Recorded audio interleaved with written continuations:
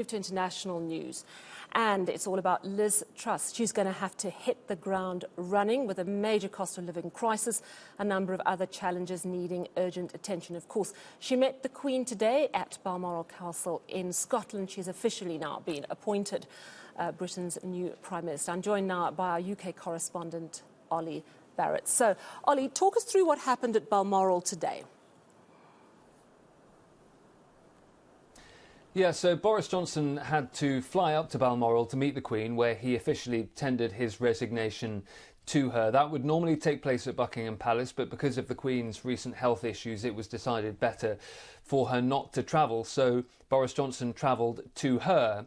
And then there was a brief period when all of the executive power in the United Kingdom essentially resided with the Queen before Liz Truss arrived, the incoming Prime Minister. She was asked by the Queen to form a government, and at that point, effectively, Liz Truss became the new Prime Minister. She left Scotland, flew back down to London, and then her arrival in Downing Street really couldn't have been much more British. Dozens of Conservative MPs and staff assembled in the street outside Downing Street. The heavens opened, absolutely torrential rain, which meant that the speech had to be delayed. Liz Truss, in her motorcade on the way back from the airport, having met with the Queen, had to drive around the streets of central London for 10 minutes or so, trying to wait for a gap in the rain so that she could arrive in Downing Street, walk up to that lectern and deliver a speech, her first speech as the new UK Prime Minister, and she used it to set out her priorities.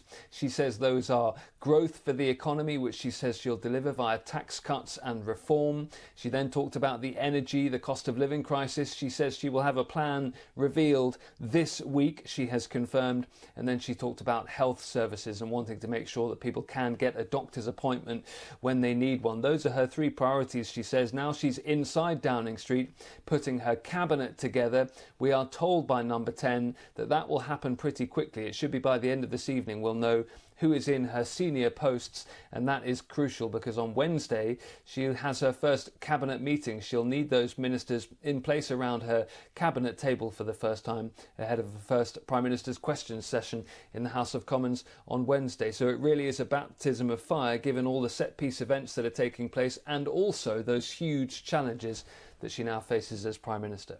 And she has to deliver, and she herself is stressing that she's going to deliver.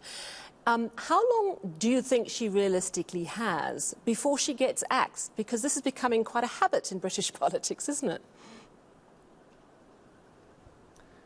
The Conservative Party are developing quite a reputation for removing their own leaders after not very long if they become unhappy with them, if they become disgruntled with how they are either dealing with policy or their own behaviour and their conduct, like we saw with Boris Johnson. It's fairly incredible that people in the Conservative Party are already saying that Liz Truss's legacy as Premier will be decided by how she sets out this energy plan in the next few days. That's how long they're giving her to really decide the course of her premiership. We are told that that energy plan essentially amounts to a freeze in energy prices for households and businesses from around the levels that they are at the moment.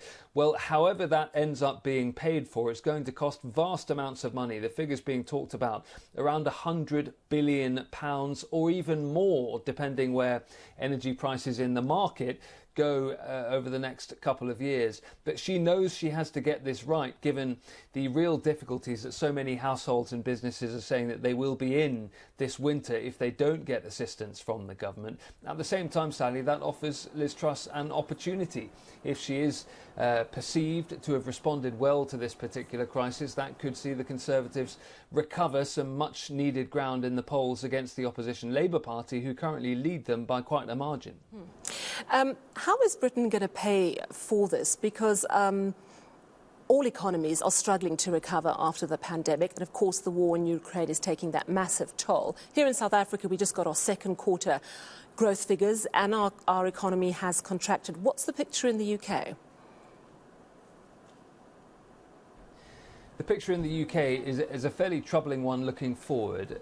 All of the estimates suggest that the UK may already be in a recession, even if the official data hasn't quite confirmed it yet. The key is going to be how deep that recession is going to be. Unemployment is still very low here compared to many other countries around the world, so there are upsides.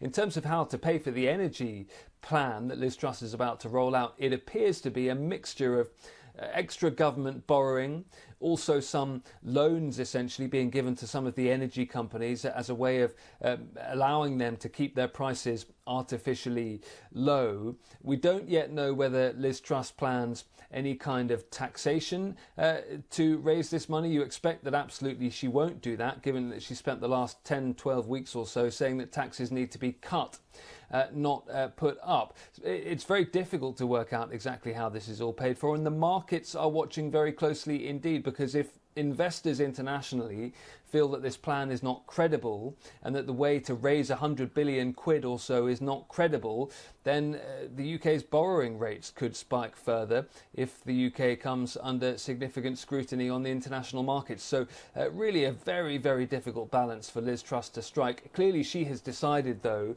that if she doesn't make an intervention of this scale, then actually that will be much worse over the medium to longer term for the economy, given the amount of businesses that could potentially go under and the amount of households that could be really struggling to pay their bills in that period if she doesn't act. All right, well, we'll look out for that likely cabinet announcement later this evening. Thanks so much for that update, Olly Barratt in London. We've got your